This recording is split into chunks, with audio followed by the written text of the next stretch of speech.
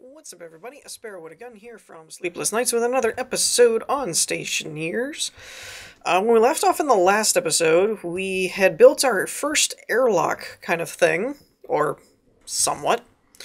And I did find that when this is off, and this is not powered, etc., etc., then you can open the airlocks with a crowbar. But if these are on and they're controlled by if the airlocks are controlled by the console, then if that's powered, even if it's not working correctly, it's still kind of trying to control this stuff. So, there's that. And at the moment, I think I figured out what was going on with the air. I've done a few little bit of testing things, and I didn't actually realize you can turn this on, and it's not only affecting where the canister goes, but it'll just pump out into the atmosphere. And actually, if I had built my base a little bit smaller, I might have been able to actually pressurize the room with this portable tank. But I didn't. So yeah, there's that. You might notice these over here. I built some lockers, which store a lot more than these containers. So most of these are empty at this point. I'm not really sure what to do with them. They're kind of just in my way. I might just take them outside and like dump them. I did leave the food one there because I'm really not doing anything with it yet. But all these are empty. So, and I've been doing some mining off camera as well because it's a fun game so far. I really like the game, but it does tend to be a bit monotonous in its activities of like trying to mine and do stuff, and it's things that don't necessarily make for good episodes. I did read a couple of articles though that talked about sometimes you can get a glitch where it won't pressurize and seal because there's actually little pieces of material from the outside actually in the block still. And so I went through along here with my drill and kind of like excavated around the edges just to make sure. Oh, I need to reset you. Just to make sure that I basically didn't have any of that going on, because for a while I wasn't sure what was happening. And I even redid everything in steel blocks rather than iron walls because I wasn't sure if the iron walls... Like, I really wasn't sure if it was glitching. I know that iron walls are supposed to be airtight. I looked it up. But I wasn't sure if there was a glitch going on or not. So I redid everything in steel frames. It took a lot of iron, but... you know, whatever. It worked. And then when I actually closed this all up and did some testing on, I unloaded all of my oxides and my volatiles, and I opened this tank up completely. It did end up filling up to about 80 kPa, I think. Unfortunately, it was toxic, because I didn't really even think about that, but this game does do a lot of science. And so there's actually... let me see if I can find it. There's the atmosphere analyzer here, and I don't know if I've played around with this on camera or not, but we're going to right now. So if I turn this on, it'll probably say, you know, NA, obviously, because there's no air in here. But if you were to turn this on, oh, there you go. So this is 100% oxygen. And then if you look at... I don't have any volatiles or anything or oxides laying around. But anyways, so the chemical makeup actually does go into how you end up constructing your rooms and stuff. How you end up pressurizing things. You can actually get poisoned or toxins or whatever. Hence why there's this guy. Nope, that's the air conditioner. Where is this guy? The scrubber. So you put a battery in here and you can put a filter on the back side here. There's two filters, and when you turn that on and it's powered, it scrubs through the air and pulls those chemicals out into the filter. Now that's one thing I don't know about. Is it the electronic machine? Probably. I don't know. I don't want a cartridge. I don't want a circuit board. I don't know how to make filters yet. And if I need to, I don't know if it's like, I'm not sure if I need to do it to where the filters are a certain kind. I don't know if it's active air vent canister pipes. It's probably in here somewhere, I imagine. Oh, there we go. So CO2 filter, nitrogen filter, oxygen filter, pollutant, volatiles, water, etc. And I did find out a cool thing, actually. I dumped all of my volatiles, oxides, ice, everything into my furnace and heated it so that it would give off air. And then I opened this tank up. I was trying to pressurize this, and it takes a lot to pressurize this room. This is actually apparently a big room. But when I dumped all the ice in there, I actually got water all over the floor. I didn't know that was a thing. And so if you take a water filter and put it in the scrubber and turn that on, it'll actually drain the water out as it's separating the hydrogen, the oxygen and stuff.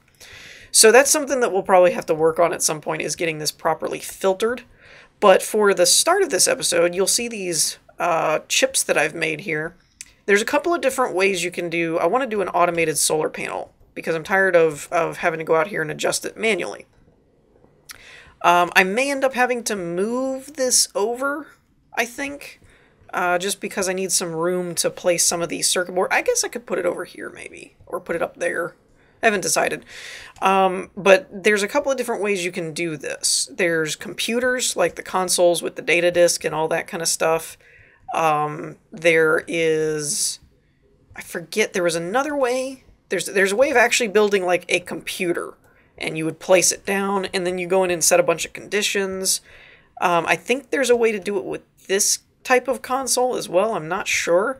But I saw a really quick and cheap way to do it with these logic kits. Well, to be accurate, there's two input-output logic kits. There's a memory, and then there is a processor. So I'm probably going to just hook that up off camera so that I have some time to play around with it. And I might have to move the panel and stuff like that, and then I will come back and explain how that is going to work. Alrighty, so it is nighttime now, which it's been a couple of days on the planet here, or on the moon, wherever we are. And as you can see, this is not the most efficient way to wire this up, but it's the way I wired it up. So I kind of made lemonade out of lemons with this particular situation, but it's not all that ideal.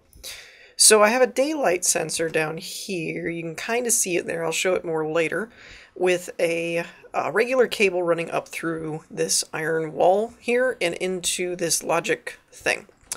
So then what I have is, I was watching a couple videos and I noticed a lot of people were using these heavy cables for coming off of the solar panels, because the solar panels can actually produce more power and then go into, I think eventually a transformer, but for now I think a power control should be okay. And so it comes off of there, and then it goes to the battery, obviously, but I rewired this to where it comes down and connects to all our stuff, but it also goes back up once it's coming through the solar panels, once the power is coming through there. And the power cable is coming along here and plugging into the math unit, the logic unit, and the... Oh, I need to change this. This is not the right thing. Alright, so that gets into that. So I wanted to show off the wiring before I did any further, and I might even use the spray paint to paint the cables just for it to be a little bit easier. So let me re-weld all this stuff up, place my solar panel back, and maybe paint some cables, and then I will be back momentarily. Alrighty, so I'm really not sure how you refill your paint cans at this point, but I pretty much use most of my green one to paint out the data cables here. Oop, I missed one. This should be... I guess there's actually a couple of them going down this wall, but that should also be a data cable. That's good enough. So as you can see, I left a couple of power things here. Now, the weird thing is the heavy cable does not actually have a three-way corner. So I was coming up from the other terminal, and I couldn't go into this one and then have it branch off here. So I kind of made this weird little thing, and I was going to tee into here for other solar panels. That's what all this extra cable was for, is so I could continue to expand. You know, I could go this way with it, I could go that way with it.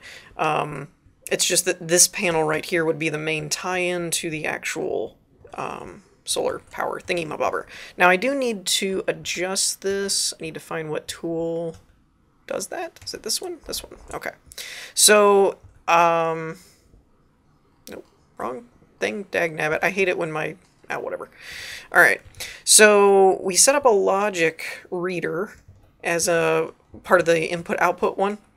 And then we have a math unit one, and then a memory unit chip. Now, there's actually more than one. There's a batch writer, and there's a logic writer and a logic reader. I think I had the reader correct. I'm not 100% sure yet, but we need a batch writer.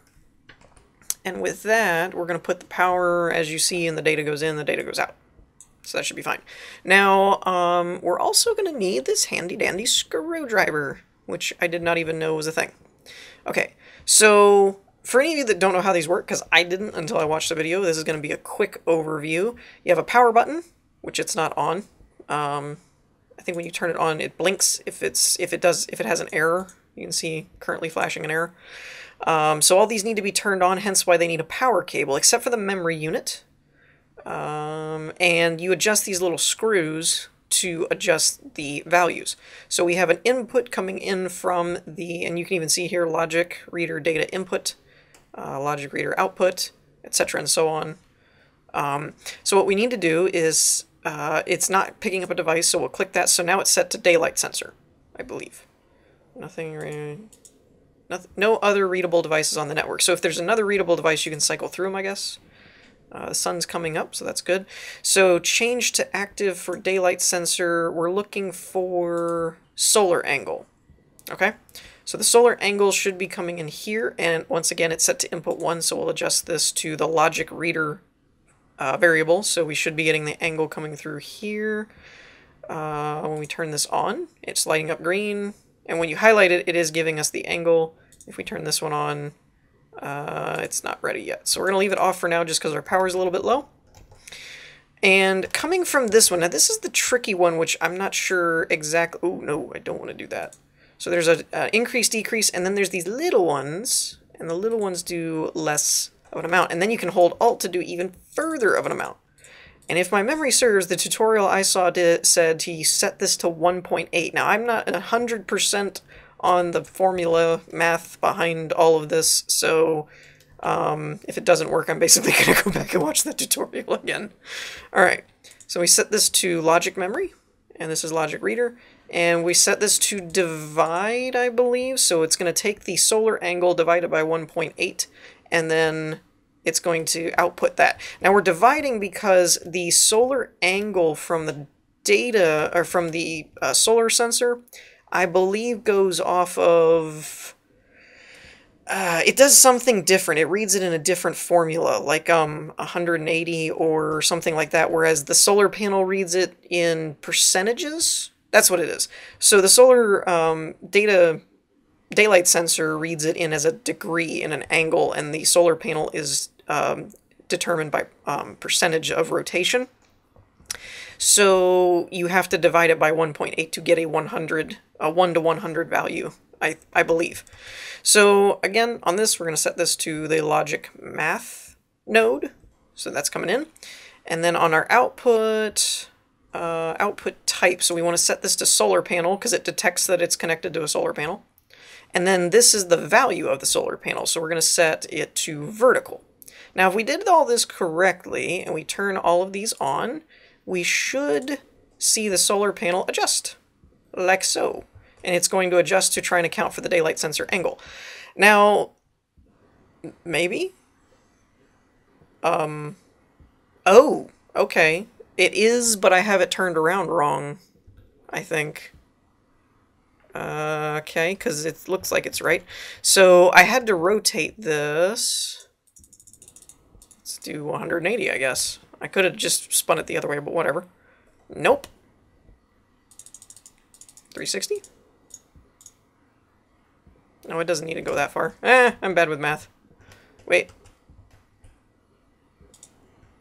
270? What the heck? Is that right? I think that's right. There we go. So you do have to rotate it correctly, but as you can see, it's kind of ticking. It's like bloop, bloop, bloop, bloop, bloop. Well, it's adjusting based on the daylight sensor, and it's flipping over as it goes. Now, the only thing with this is twofold. I don't know how this is going to work. I don't know how the daylight sensors work in terms of when it gets over on that side of the base. I don't know if this one sensor can pick up all the way over there, or if I'm not sure how that works. I believe that's how it works, to be honest. And I don't know if this formula is perfectly accurate or not. We're doing pretty good. It's 465 and it keeps going up. I'm pretty sure based on everything I've seen, the max you can get is 500 watts out of it. I think when it was at its peak. So there's that. But this actually will work like with this array thing. All you have to do is tie into this data cable and then connect the power up to multiple solar panels. So we could do this for, we could have a row of 4 here, and then we could go further back if we wanted to, you know. We'd have to adjust the power cable accordingly, but the data cable wise, you can just kind of run them everywhere and it's fine. So we now have a quick and cheap, much cheaper than trying to set up the logic stuff. The reason I went with this route was I'd seen a couple tutorials. Oh good, I need power on this too. Perfect timing. So the nice part with this now is I can just leave it. It's just going to be charging that. I don't have to keep adjusting stuff. I don't have to keep trying to figure out what's going on. Oh, that reminds me. I need to actually complete this wall again. This wall was not there. So that's cool. That's cool. And the reason I went with that route, I'd seen, when I Googled the tutorial, most of what I was seeing was actually computers. It was building a computer, you set the computer down, you power it, you put logic circuits to it, etc. and so on, and you do, you have this, but the reason I didn't like it was if you wanted it to be super precise, there was a lot of nitpicking calculations involved. You had to do a lot of different, each little stage every 10 degrees adjusted, every, you know, if it does this, then do that, and if it goes another 10 degrees, and it was a lot of steps. Whereas this was really quick and really simple, or at least I thought so. So it worked, I thought it worked really, really well for, I mean, and the circuits really weren't that expensive either. So once again, just a quick overview in case anybody, if I went over that too fast. Let me turn my helmet off here. So you basically have you have 2 input-output chips, 2 logic I/O chips, but you're going to set one to a logic reader and one to a batch writer. And the solar data goes into the logic reader, and then it outputs at the angle. It goes into a math node. You divide that by a memory chip set to 1.8, and then set this to divide. And then that goes to this, and then when it goes to the batch writer, you set it to the solar panel, and you set it to vertical, and then plug that into the solar panel, and you're done. You just have to power 3. The batch writer, the math unit, and the logic do require power, but that's why, since I knew I had a little bit of juice left in the battery, that's why I ended up rerouting it back to where the first thing that comes out of the power control unit is to these, because these are the things that are going to keep this running. I don't know how much power they take, but I'm assuming it's not much, and we can probably sustain that without too much trouble, I hope. And it does look like the one daylight sensor will keep track of it on the other side, which is cool. I wasn't sure about that. I thought it would do that, but I wasn't sure. Wow, we're getting a lot more power. Whew! We are doing good. Actually, with that, I was gonna say, let me get like all of my batteries out of my tools and start charging them up. Because I think a lot of them... Actually, I don't even think I have one in here. No, I don't. That's done... This guy's done by propellant, which I don't even know how much of that I have left. Okay, so that should account for most of them. Where did my other battery go, though? Oh, there it is. Okay, so I had my other battery in here. I had taken it with me in case I needed it for something. So we'll put that in that guy. Need to make sure to get this back out. So yeah, let me do a little bit more organizing here, and I might look into doing some more solar panels, maybe. Well, I think we're doing all right for ourselves at the moment. So I did try this, by the way. I tried to put a floor grate down, because much like the walls, you can actually use walls and floor grates to cover things as well as to do like catwalks and free-floating things and stuff like that. But I kept getting this like sticking thing every time, like this, boink, boink. So I was hoping that would cut down on that a little bit, but it's not really doing a whole lot, in all honesty. So... I don't know. It's there. Whatever. The other thing is propellant. I don't have too much of that left, so I gotta watch out. But we do have our second solar panel wired up, and much like I said, it's very simple. You just throw the data line there. I added a couple more heavy cable here, and left another opening over there. And so now we probably honestly have more power than we need, to be quite honest, because those batteries and stuff were charging really fast. But this gives me an idea. So filters are not that expensive. It requires 5 iron ingots, which is not that bad. I have a water one, and I don't know... So I have a CO2 one in my suit, but I'm not really sure quite... I think... Okay, I'm guessing. I don't know this to be true, but I'm guessing since we have a waste tank and an air tank, we have an oxygen tank we're breathing in, and then as we breathe out, the filter catches the CO2 and it puts that in the waste tank, is what I'm imagining is working. So, this is where I start running out of science. Because I didn't even know, really. I mean, I did know that the atmosphere is not pure oxygen, but as far as what ratios, what other chemicals, I really didn't know. It never really came up in normal conversation, per se. And I watched a YouTube tutorial on pressurizing an atmosphere, or getting an atmosphere in your base, because, like I mentioned before, at the end of the last episode, you guys saw me, I shut the door and I let all this air out and stuff, and it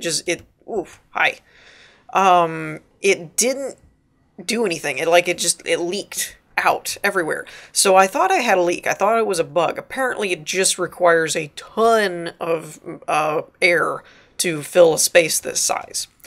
So I'm thinking we're gonna try it. I don't know that it's a good idea, but I think we're gonna try it. So what I'm probably gonna do, let's see, how do I want to do this? Our power situation is working really good for us. So we can use the batteries and stuff to recharge the scrubbers and things like that, so that we should be able to do a decent job of filtering the air. Oh gosh, I hate these things though. I hate how they move. That's what I hate. The moving stuff is just, it's very annoying to me, because it's very hard to get them where I want it to go. Or they tip over, which is not what I wanted to happen. Whatever. Stay there.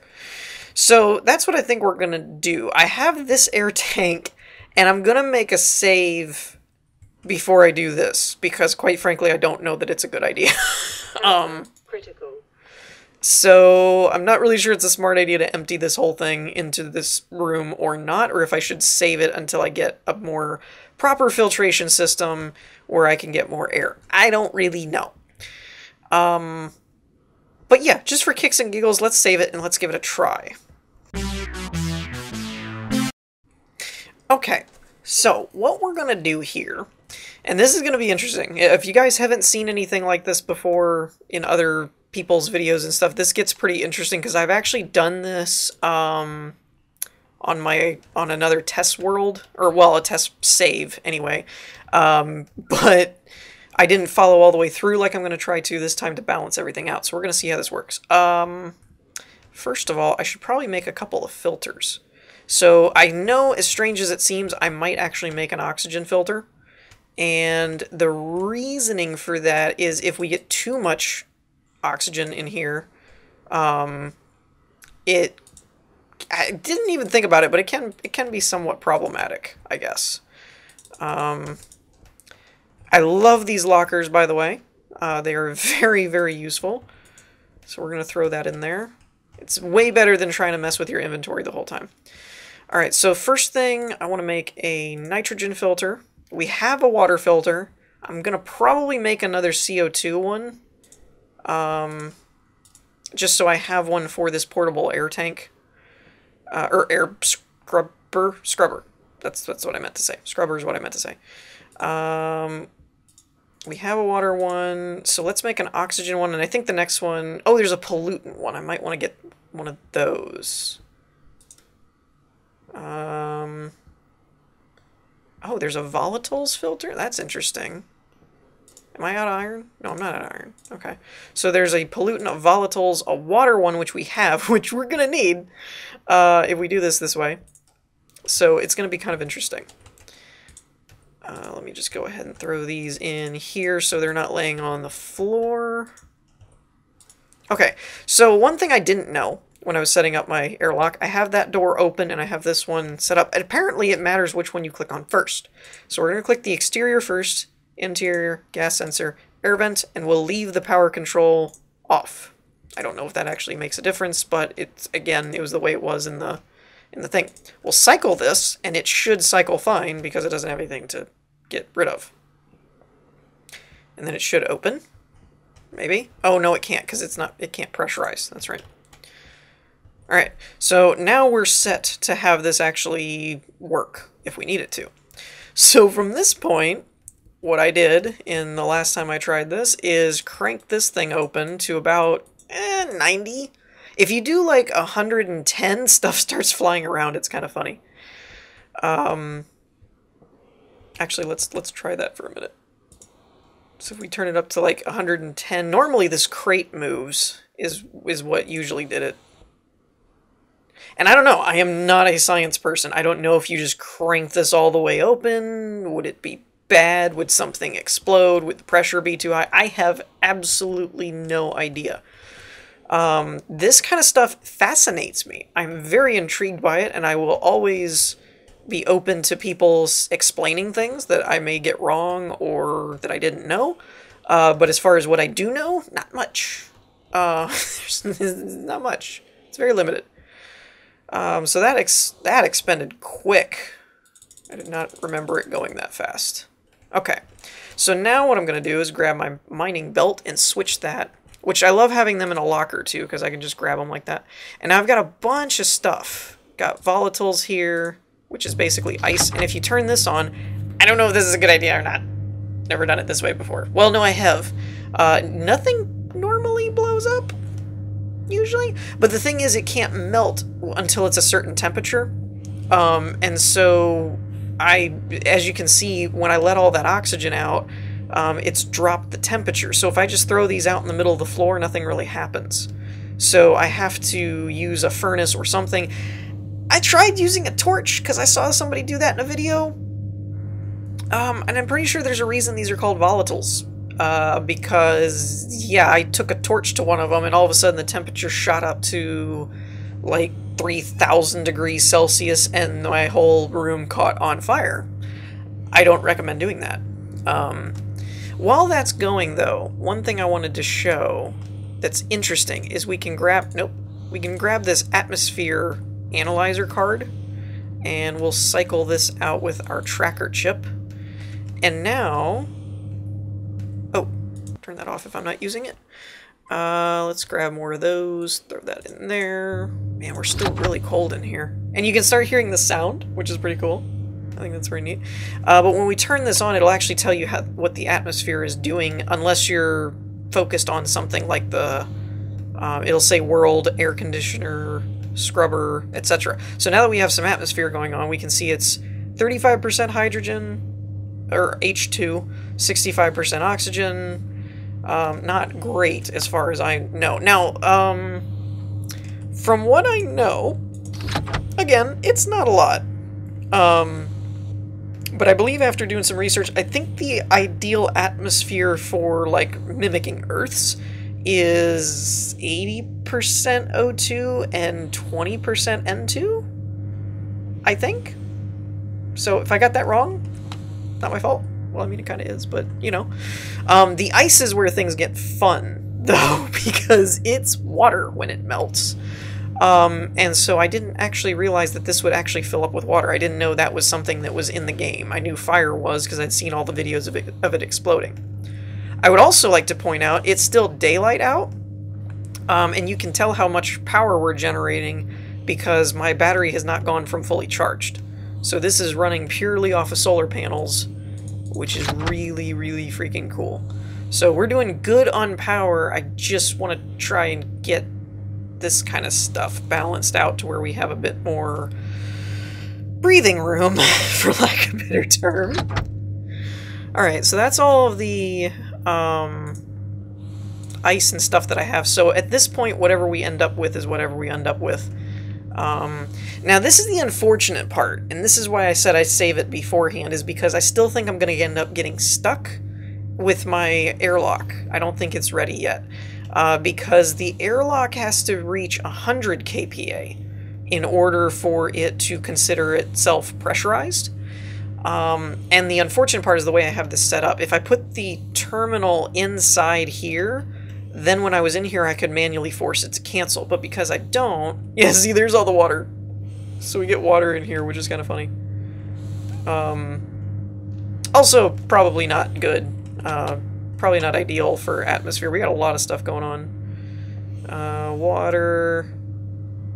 The H2 is the part I'm not sure what that falls under, because I guess it's pollutants or volatiles? I'm not really sure. So anyways, what we're going to do now, just to see if we can balance this out, but see, we're only at 84, so I still don't think this is going to work. We'll put the water filter in there. We might as well put the CO2, or I could put the wait, why do we have two oxygen? Oh, dag nabbit.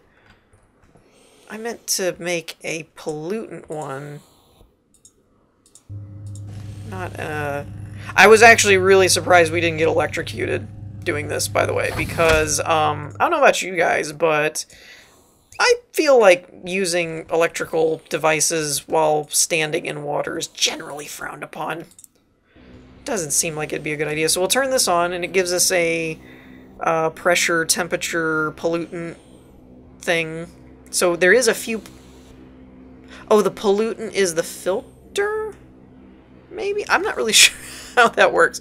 But if you give it a minute, you can see that the H2O down here, it's hard to see because the screen's in the way, but it says 14, now it says 13. So that part is going down, and the water went away in our area here. So it's down to 12% water in our room here. So that's how we would scrub through. I'm going to see if we can actually get it in a decent area or a decent ratio. I still don't think this is going to work, only because our pressure isn't high enough for the airlock to actually cycle properly. Okay, so we've hit a bit of an issue, and I'd like to remind everybody that I have totally saved this as backup, because, yeah, I don't actually know how this is going to end up going, and it doesn't seem quite accurate to me. In that this doesn't seem like a smart idea, basically, is what I'm getting at. So, I ran into this issue where this was going along, but when I turn this on, I get this error, and if you look at it, kind of read it, it says maximum internal pressure exceeded, connect to pipe network to release pressure. Now here's the thing, I filtered it, but I really don't think this is going to work in that it's going to give me the pressure that I need without throwing the toxins right back into it. I don't know, it might be exactly what I needed, I'm not sure. So I looked it up, I looked up how to do this because I was like, I don't know what I'm doing. And you make, well, I don't know how this is supposed to work, but you basically make this guy, which is a tank. Wait, that's a tank connector. I think that's what they told me to make on something like that. Tank connector, I think. And you were supposed to lock it in with the wrench. It's what it said, people. It's what it said. The internet never lies. Except for when it's wrong. Unless there's a tank in here that I can pull. I don't think there is. Maybe if I do it like that. That looks like it kind of fits. Ah, there we go. Connect portable air scrubber. So you lock it in with a wrench. Ta-da!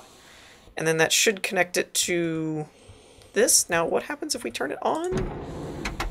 Everything's going to blow up. Okay, pressure. Now, it should be dumping it out into this tank, or this thing, which is why I said I don't think this is going to work. So the pressure is in the pipe, but it should be throwing it back. Yeah, it's all H2O. That's all that's in the pipe. Which means we'll get our pressure back, but I'm expecting to see water any minute now. Because you'll notice our pressure has gone down to 71. So it's probably going to go back up to 80 something or whatever, but I'm assuming it's dumping all of these. So, yeah, I don't think this is going to work the way that I wanted it to work, which makes me really glad that I saved it. Because Mainly, okay, so here's the thing. I could actually not save it and just keep going and do all of my stuff. Power critical. But if I did that, I would have lost this entire tank of oxygen without any real way to get it back yet. So I'm kind of experimenting, but I don't really think it's the smartest idea that I've ever had. Portable air conditioner. So we have 2%. Well, I don't know. I don't actually know if this is failing or not. This is building up water in the pipe, but I would think with it open like this, it would just start dumping back out into... Huh. Color me intrigued, because I don't know what's going on here.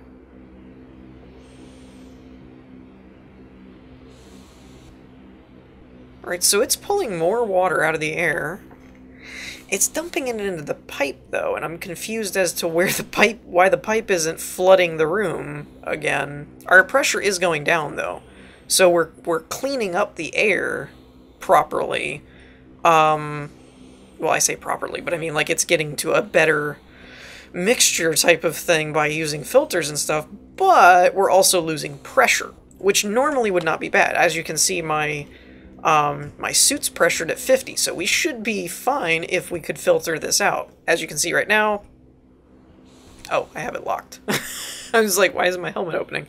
So if I unlock my helmet... Toxin critical. So... Temperature low. Yeah, it's -6 degrees Celsius out in the room, and there's toxins and stuff because it's not an oxygen-nitrogen mixture. So I think the next thing on the agenda is a filtration type thing, but the big problem is the airlock needing a lot of pressure. So in a small room, it wouldn't be as difficult, because in a small room, I could get the pressure up to 100 kPa with probably just this tank. Wait a minute. I just had an idea. Hold on. Okay, so I have one last little thing I want to try. What I didn't think about was, if I do this correctly, what I should be doing is closing this. Dadgummit. You should close this, right? Leave that unlocked. And then when you go over here and you put this in, if we turn this on, well, I have to have everything unselected, I guess. So the idea is we're supposed to pressurize it, and I had to cancel it before, but what I'm wondering is, in that small of a space, if I just grab, where's the handle? If I just drag you in, put you in here, right? Come on. Okay, now the unfortunate part is I gotta be quick about this if I do it this way, because I was thinking of opening the valve.